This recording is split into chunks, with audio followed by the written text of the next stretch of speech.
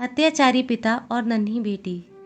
कल्ली कौवी अपने पति और बेटे के साथ अपने घोंसले में रहा करती थी। अभी कुछ दिन पहले उसने एक अंडा दिया था। उससे बेबी आने ही वाला था।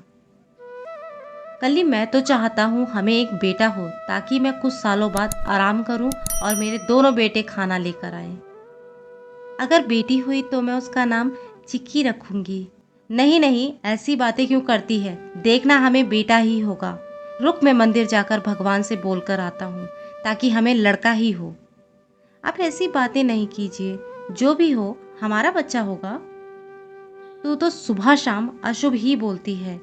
ज्यादा फालतू तपर तपर मत किया कर।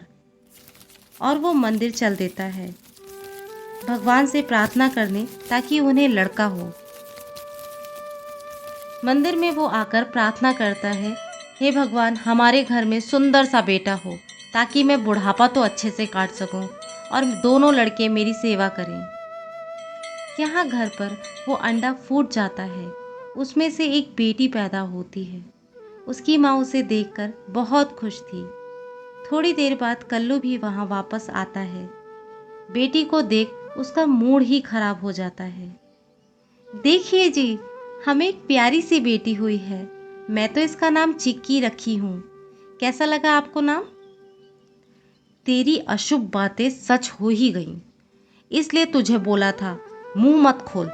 हर वक्त बेटी की रट लगाए रहती थी। अब इसकी पूरे टाइम चौकीदारी कौन करेगा? आप ऐसी बातें क्यों कर रहे हैं जी? हमारी बेटी समझदार होगी, इसलिए आपको इसकी चिंता करने की ज़रूरत नहीं। आप तो अपने आलसी बेटे की चिंता कीजिए। कल्लू चिक्की को देख देख कर हर समय परेशान होता रहता और मन में कहता है, पता नहीं कहाँ से बोझ आ गई। ऐसे ही सोच रहा होता है, तभी उसके दिमाग में एक आइडिया आता है। इसे जाकर दूर जंगल में छोड़ आता हूँ ताकि वहाँ कोई जंगली जानवर इसे मारकर खा जाए।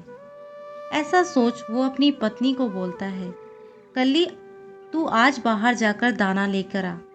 मेरी तबीयत आज ठीक नहीं है और चिंटू को भी अपने साथ लेती जाना। कल्ली चिंटू के साथ दाना लेने बाहर चली जाती है और यहाँ कल्लू अपनी बेटी को साथ लेकर जंगल की तरफ झरने के पास जाता है। वहाँ उसे रिम्मी और बन्नो तोती आती दिखाई देती है। वो छुपने के लिए इधर उधर देखता है और वो दोनों उसे देख चुकी होती है। अरे कल्लू, ये तुम्हारी बेटी है? हाँ, मेरी ही बेटी है। इसका नाम चिक्की है। अरे, ये तो बहुत ही प्यारी है।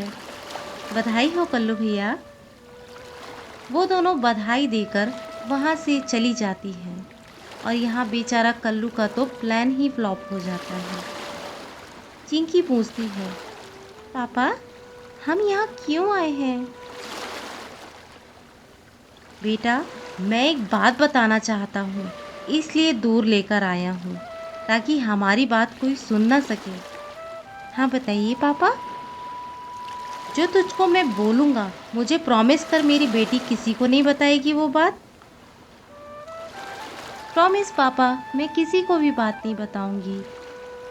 बेटा, अगर तुझे तेरे पापा की तरह सुंदर पंख चाहिए तो तू एक ही टाइम 2 दाना खाया करना ताकि तेरे पंख तेरे पापा की तरह जल्दी से बड़े हो जाएं।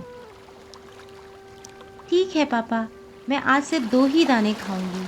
आप जैसा बोलेंगे वैसा ही करूंगी। कल्लू और चिक्की फिर अपने घर की तरफ वापस आ जाते हैं। अब चिक्की खाने में बस 2 ही दाने खाती।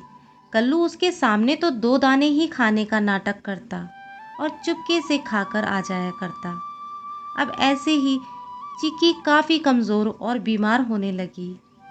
एक दिन अचानक वो गिर जाती है। उसको गिरा देख कल्ली उसको डॉक्टर के पास लेकर जाने लगती है। चिक्की अपनी माँ के ऊपर बैठ हॉस्पिटल पहुँचती है। अरे कल्ली बहन, तेरी बेटी तो बहुत कमज़ोर हो रही है। कमज़ोरी के कारण ही इसे चक्कर आया था। इसे फ्रूट वगैरह खिलाया कर। कल्ली दवाई लेकर घर वापस आ जाती है और कल्लू को सारी बात बताती है। कल्लू तो मन ही मन खुश हो रहा था। चलो जल्दी ही इसका काम तमाम होने वाला है, मेरी भी परेशानी खत्म होगी। एक दिन कल्लू और कल्ली दोनों बाहर जाते हैं। जब वो दोनों वापस आते हैं तो चिंटू को बाहर लेटा देखते हैं।